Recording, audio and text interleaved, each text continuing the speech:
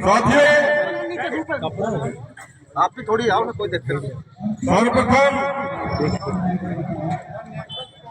मैं 52 और 57 परगना में अपने राज्य को स्थापित करने वाले महाराजा संग्राम साहब महाराज जी की जो एक जन्मस्थली धर्मस्थली रही है, इस मंडला की पावन माटी को नतमस्तक सेवा जोहार करते हुए परम शक्ति भावबहन को और जिसके यश से गोलवाना का राजपाट चलता रहा उस दाई राज राजेश्वरी को नतमस्तक सेवा जोहार करता हूँ। आप सभी लोग जो गोलवाना के राजा और महाराजा हैं, उन सभी राजा महाराजाओं के चरणों में मेरा नतमस्तक सेवा जोहार पहुंचे। आज के हमारे इस कार्यक्रम की अध्यक्षता कर रहे गोलवाना गणतंत्र पार्टी मंडला के जिलाध्यक्ष भाई प्रमोद सिंह नरेती जी, आपको भी मेरे तरफ से सादर सादर सेवा जोहार पहुंचे। मंचा सिंह, आज के हमारे इस कार्यक्रम के मुख्य अतिथि वह गोलवाना समग्र विकास क्रांति आंदोलन का जो राजनीतिक मोर्चा है, उस मोर्चे को अपने मजबूत कंधे पर लेकर चलने वाले परम सम्मानी पाली ताराखार विधायक बाबा तुलेश्वर सिंह मरकाम जी, आपके चरणों में मेरा नतमस्तक सेवा जोहार पहुंचे। पूरे देश और प्रदेश के अंदर गोलवाना की हालत को जगाने में दादा हीरा सिंह मरकाम जी का निरंतर सहयोग करने वाले हमारे मध्य प्रदेश के प्रभारी गोलवाना गणतंत्र पार्टी के राष्ट्रीय महासचिव परम सम्मानी भैया श्याम सिंह मरकाम जी, आपके चरणों में अनिल दवे का नतमस्तक सेवा जोहार पहुंचे। पूरे देश के अंदर गोलवाना की क्रांति को अपने गीतों के माध्यम से जन जन तक पहुंचाने वाले आज मसला है कौन जवान जैसे गीत को गाने वाले प्रेम सिंह मरावी जी, आपके चरणों में भी अनिल दवे का नतमस्तक सेवा जोहार पहुंचे।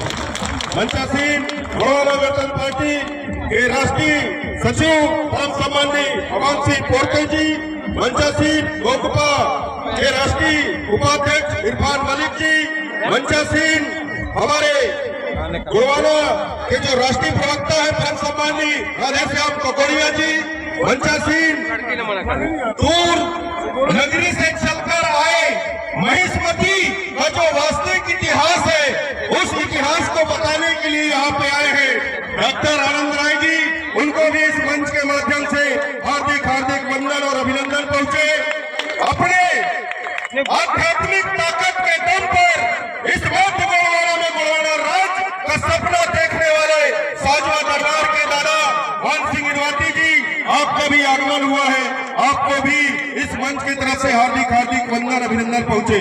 साथियों, दिन रात अथक परिश्रम कर, दिन को दिन न कहे, रात को रात न कहे, भूख को भूख न कहे, सर्दी को सर्दी न कहे, वर्षा को वर्षा न कहे, हर चुनौतियों को छोड़कर गोलवाना की हालत को जगाए रखने के लिए अपना योगदान देने वाले गोलवाना के समस्त नौजवान साथियों को, धर्माचार्यों को, संगीतकारों को, सभी लोगों को इस मंच की तरफ से हार्दिक हार्दिक वंदन अभिनंदन पहुंचे। साथ ही साथ आज हमारे इस कार्यक्रम में शांति व्यवस्था बनाए रखने में अपना अथक सहयोग प्रदान कर रहे मध्य प्रदेश पुलिस के जो नौजवान साथी हैं, उन लोगों को भी इस मंच की के माध्यम से हार्दिक हार्दिक वंदन अभिनंदन पहुंचे। साथ ही साथ हमारे आज के इस कार्यक्रम में हमारे राष्ट्रीय संगठन मंत्री हरेंद्र सिंह मार्को जी का आगमन हुआ है, उनके लिए भी जोरदार ताली आप लोग बजा दीजिए।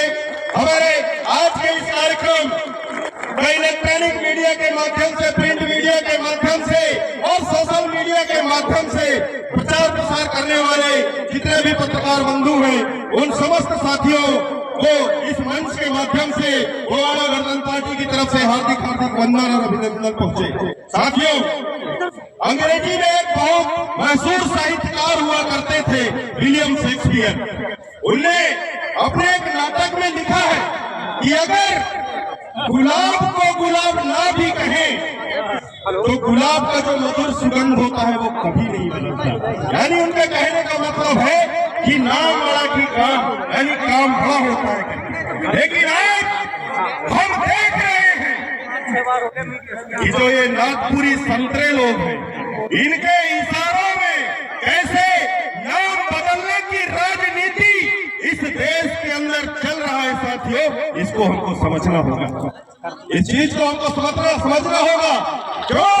क्योंकि नागपुरी जो संतरे हैं ये ज्यादातर आदिवासी समाज से कम पढ़े लिखे अनसाउंड माइंड के लोग, जिनका रिमोट कहीं और होता है, ऐसे लोगों को राजनीति के मैदान में उतारते हैं, चुनाव जिताते हैं और उनको मंत्री बनाते हैं। इसका स्पष्ट उदाहरण संपतिया हुई के जी है कि नहीं है? दादा मरगांव कहा करते थे कि गोलवाना की पानी और गोलवाना की जवानी गोलवाना के काम नहीं आ रही है। जिस दिन गोलवाना की पानी और गोलवाना की जवानी गोलवाना के काम आएगी तो गोलवाना खुशहाल हो जाएगा। गोलवाना की संपत्ति आज गोलवाना के काम नहीं आ रही है, इसका स्पष्ट उदाहरण है साथी। नाम है संपत्तियां, किसने रखा? समाज ने रखा ना। और आज किसके काम आ रही है वो? इस चीज को हमको समझना होगा साथियों। हम देखते हैं कभी बांध के नाम पे, कभी खदान के नाम पे, कहीं टाइगर प्रोजेक्ट के नाम से लगातार आदिवासियों को विस्थापित करके उनके नाम, उनके अस्तित्व को मिटाने की जो साजिश, एक ढोर डॉक्टर जो बैठा है नागपुर में, उसके इशारे में ये सारा चीज हो रहा है साथियों। वो जो ढोर डॉक्टर है उसी के इशारे पे संपतिया को ने बोल दिया, 2 शब्द बोल रहे हैं तो सिर्फ 2 शब्द बोलेगी, 2.5 शब्द नहीं बोल सकती। वही कहानी कुलस्ते जी का है, वही कहानी हमारे क्षेत्र में हिमाद्री सिंह का है। जितने भी आदिवासी विधायक सांसद, सबका रिमोट नागपुर के ढोर डॉक्टर के पास है। वो ढोर डॉक्टर का इलाज अगर कोई करेगा तो गोलवाना के लोग करेंगे साथियों। क्यों? क्योंकि पूरा नागपुर का इतिहास इस बात की गवाही देता है कि इस देश का मूल मालिक अगर कोई है तो गोलवाना का खून है। यह है मूल मालिक और लड़ाई इसी बात की चल रही है साथियों। ये नाम बदलने भर की घटना, इसलिए आज यहाँ का नाम महेशपति नगरी रखा जा रहा है। क्यों? क्योंकि पोरते राजाओं का पैरागढ़, जब उसका नाम संत हिरदा रामनगर नाम कर दिया गया, एक आवाज गोलवाना के लोगों के माध्यम से रामनगर का नाम रामनगर कर दिया गया, हिरदानगर का नाम बचेश्वर कर दिया गया। तो मैं तो बहुत धन्यवाद देता हूं उस ढोर डॉक्टर को, नागपुर वाले को, और संपतिया जी को भी धन्यवाद देता हूं कि सही समय पे आपने उंगली किया, तब जाकर ये गोलवाना के लोग आज जागे हैं, नहीं तो ये सोए रहते। बात बन गया होता, हमारा अस्तित्व मिट गया होता। साथियों, दादा हीरा सिंह मरकाम जी 2005-6 के दौर से अमरकंटक से हर वर्ष कृषि भूमि बचाओ, गांव बचाओ, भारत राष्ट्र बचाओ, नर्मदा बचाओ, गोलवाना बचाओ का आंदोलन किए। कितने लोगों को जानकारी है बताइए? कितने लोगों को जानकारी है कि दादा मरकाम ने अमरकंटक नदी से लेकर पूरे नर्मदा के किनारे किनारे आंदोलन उन्होंने किया? किसके लिए आंदोलन किया? कृषि भूमि बचाओ, गांव बचाओ, भारत राष्ट्र बचाओ करके। और उसी का नतीजा रहा कि जब तक दादा हीरा सिंह मरकाम जिंदा रहे, सरकार एक भी बांध नर्मदा में नहीं बांध पाई। आज दादा के जाने के बाद फिर से शासन और प्रशासन एक्टिव हुआ है। तो वो क्यों एक्टिव हुआ है? क्योंकि कहीं न कहीं आप और हम लोग सोए हुए हैं।